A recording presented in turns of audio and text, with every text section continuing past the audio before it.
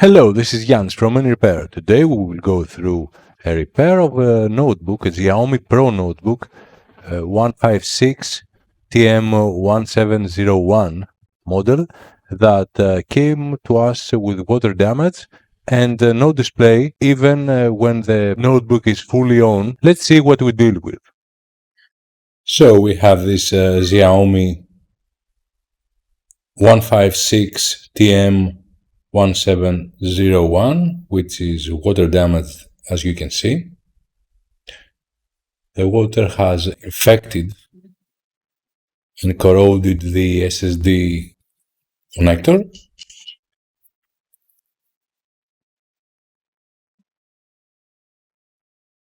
We must clean up this mess and check why we have no display, because the computer is running. We have a caps lock, LED, and no display.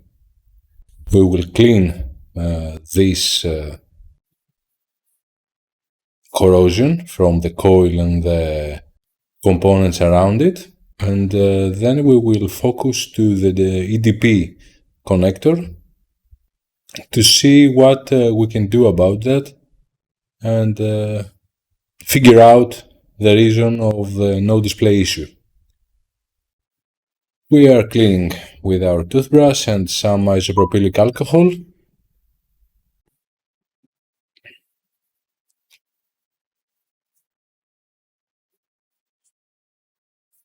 We must go through the SSD connector too. The damage is minor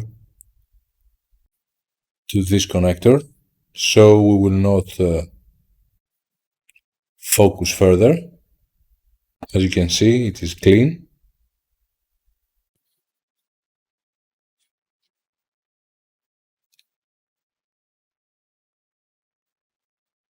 Now we will go to the connector, the EDP connector, and we will clean up thoroughly.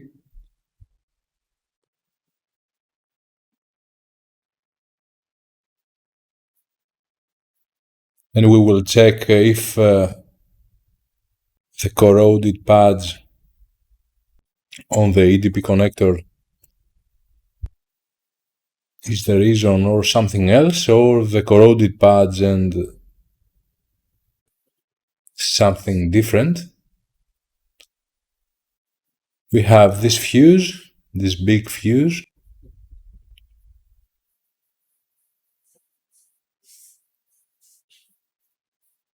And we will check if it is still a fuse or it is something else, because with water damage the fuse may change its value, and from 0 ohms it will become 1K or 2K or something else. So we'll go with our multimeter with in ohms value and check this fuse, which appears to be good. We will check with ground too. There's no continuity to ground, and this is a good thing. You see the corroded pads that connect the fuse to the EDP connector and to the screen. There is no ground on either side of the fuse, so we continue to measure. On the lower case, on the lower side of the fuse, there is a 0 ohm resistor that I think it is open, because there is no continuity between the fuse and the end and both ends of the resistor. You can see there is no continuity. So we assume that whatever voltage, and I think the 20 volts are not feeding the ADP connector,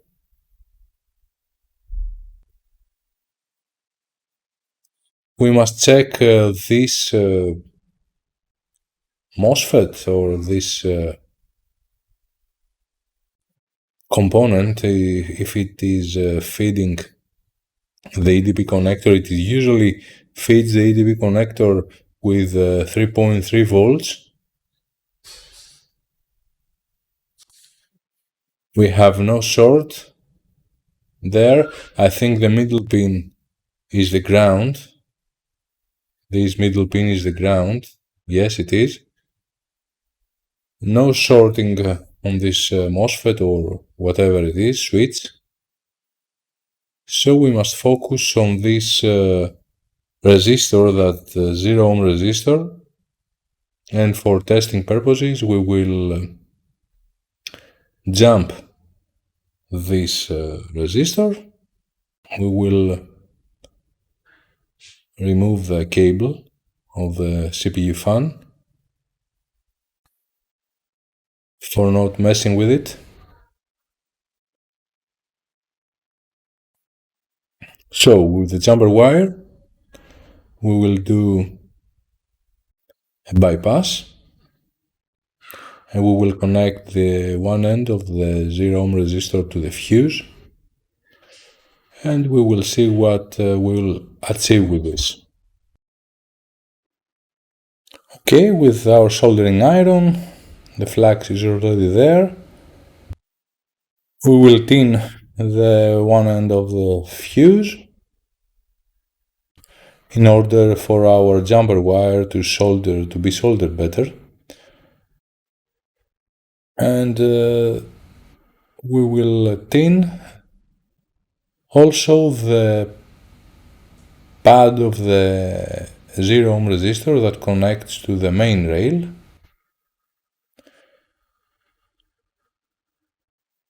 In order to bypass the 0 ohm resistor. A jumper wire is at hand. We will tin the one edge of the jumper wire, and we will solder on the one end of the fuse, and now we will try and solder the other side of the wire on a test point.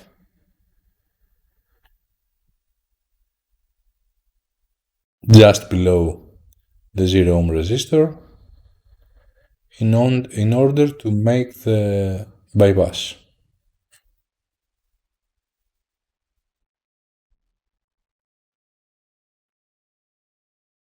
We will add some flux to make the soldering better. You know the use of the flux.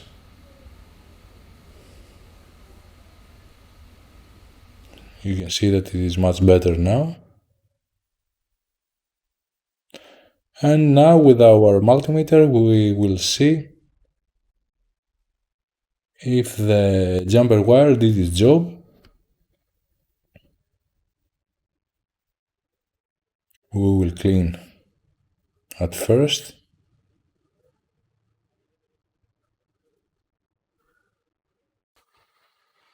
Okay. The jumper wire has done the job. And now we must plug the fan and check if we have a display or not. At first we must see if we have a connection between the fuse and the EDP connector, because I think we must work on it too. We will try and move the pins that are attaching to the pads that are, I think, yes, they are moving, so we must work on them and resolder them all together to the fuse.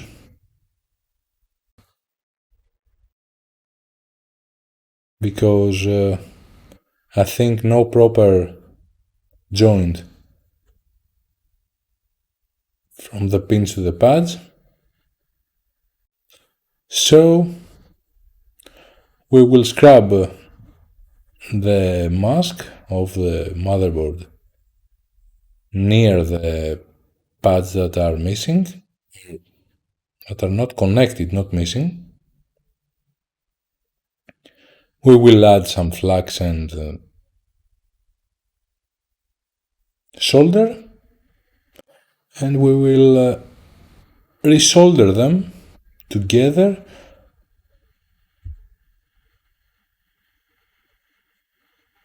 on the main rail.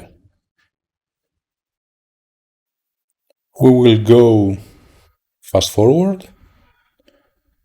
It is a straightforward job, as we said before. Just solder a wire and solder back the pins of the ADP connector to the fuse in order to restore the connection to the main rail.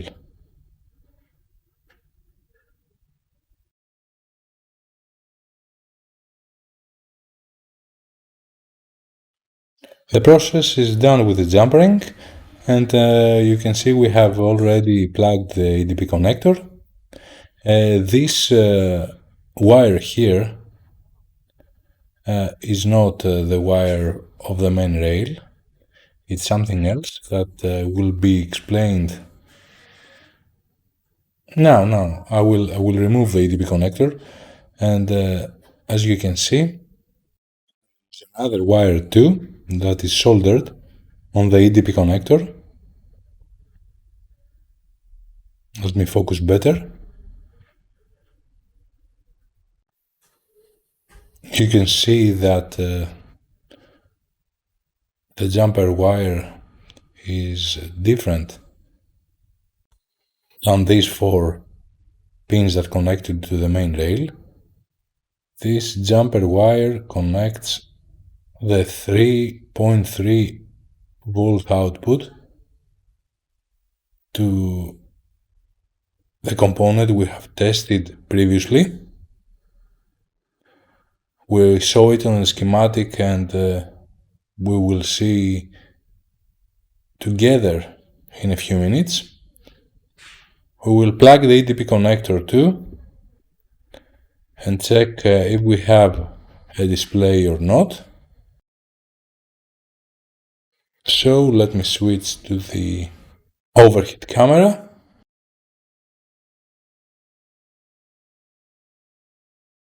Now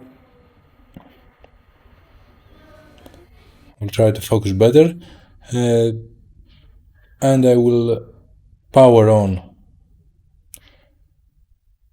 the notebook. I will plug the charger.